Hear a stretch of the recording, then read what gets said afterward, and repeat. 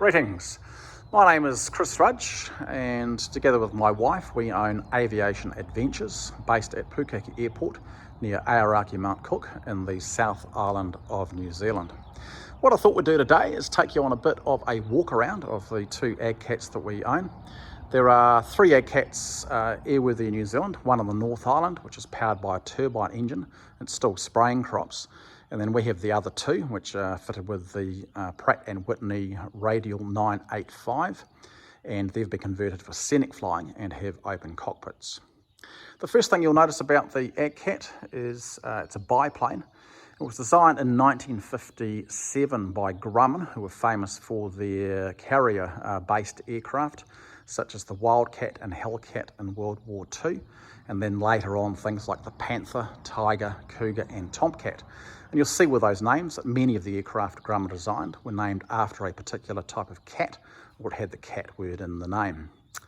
So the Ag-Cat was designed as an agricultural aircraft. It was the first agricultural aircraft to be designed by a major company. It went into production in 1959, and the company that built them for Grumman was Schweitzer in the United States of America. So let's take you on a bit of a tour around the Ag-Cat, and we'll look at various features. At the front of the aircraft here, we've got the 985 single row radial engine.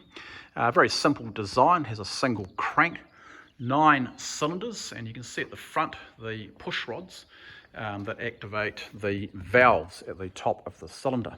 So we can see here we have a exhaust push rod and valve, and then up here is the valve for the inlet. Dual ignition, so we have an ignition harness here with spark plugs front and back of each cylinder.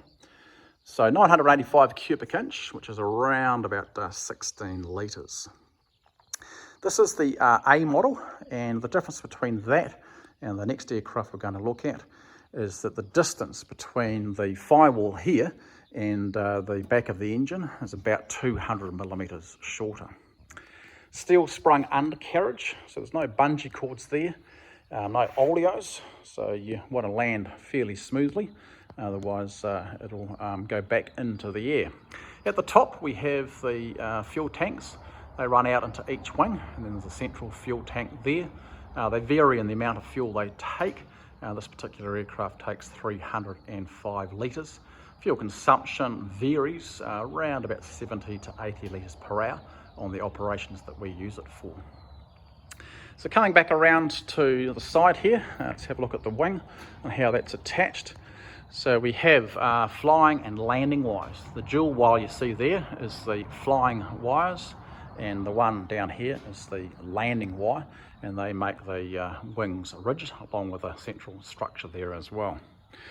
In the A model, you can see the wingtips are a little bit, well, the wings are shorter than the B model we have at the back, and the difference is that the aileron comes right to the fairing you see here, whereas on the other aircraft we've got an extra distance, about 2 feet between the aileron and the wingtip itself. So let's come around here, let's look at the fuselage panels. The fuselage panels are attached with fasteners, just a matter of rotating these 90 degrees and the whole panel comes off. A couple of guys could take all the panels off in several minutes. So climbing up on the wing, we've got a non-slip surface there. Foothold goes in there for the pilot to get into the cockpit. Let's just climb on up. We'll have a look inside the cockpit of the aircraft at the various instruments. So top left we've got a compass, then we've got the airspeed indicator, our altimeter here, manifold pressure, turn and slip indicator, RPM gauge, and then over on the right hand side we've got oil pressure, oil temperature, and then cylinder temperature down there. On the left hand side we've got a trim wheel down the bottom, throttle quadrant here with the mixture, the pitch and the throttle itself. We have the ignition, that position there, off, right, left and both. And then further on the right hand side, circuit breakers, amp meter, starter button, and then we've got switches for the avionics, landing light strobes, nav lights and master, dual radio fitted for air transport operations, and then we've got an ADS-B transponder in there as well, with the emergency locator beacon on the side. In the front of the aircraft, it's quite simple. Just have a simple bench seat for the passengers to look out the front. So we'll go down to the back of the aircraft and have a look at the tailplane and fin.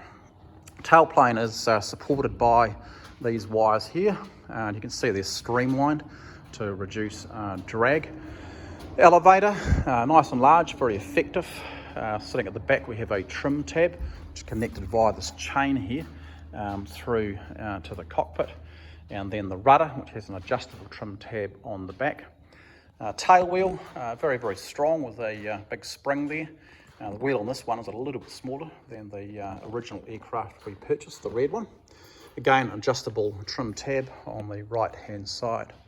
So that's the yellow aircraft, which is the A model. The second aircraft here is a B model, and some differences. Again, the main difference here is this is longer from the firewall through to the back of the engine, and we have a larger oil intake on that side, and then the air intake is on the other side, and that's larger than the other aircraft we just looked at. So we'll go around to the cockpit of this aircraft.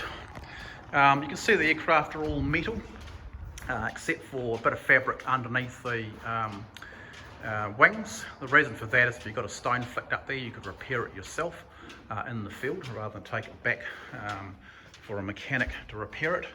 We'll go around to the back here. Now the other bits of fabric on the aircraft are the fin and rudder, and then tailplane and elevator as well. Back of this particular aircraft, we can see it's got a slightly larger tail wheel. And let's have a look in the cockpit of this aircraft to see the differences. So this has a more substantial panel. So we can see engine gauges on the left hand side with exhaust gas temperature, turn and slip. We've got vertical speed indicator, which the other aircraft didn't have. Also artificial horizon and a direction indicator. At the top here is the airspeed indicator, altimeter. Again, on the right hand side we have the oil pressure and temperature, and also fuel pressure with cylinder head temperature down on the right hand side. So very similar in respect of the layout on the right hand side, with circuit breakers, switches and ignition in the same places, and then dual radios and transponder on that side as well. So that pretty much sums up a bit of a walk around of the Ag-Cat aircraft. Hope you enjoyed the video and learnt one or two things about the Grumman Ag-Cat. We operate both these on a scenic flight basis, and we operate in the Mount Cook area and also around Twizel, looking at the hydro lakes, and doing flights down to Benmore Dam. So if you want to come flying with us, we can take 2 passengers. Just a matter of giving us a bit of a call and booking ahead, and we'll take you flying.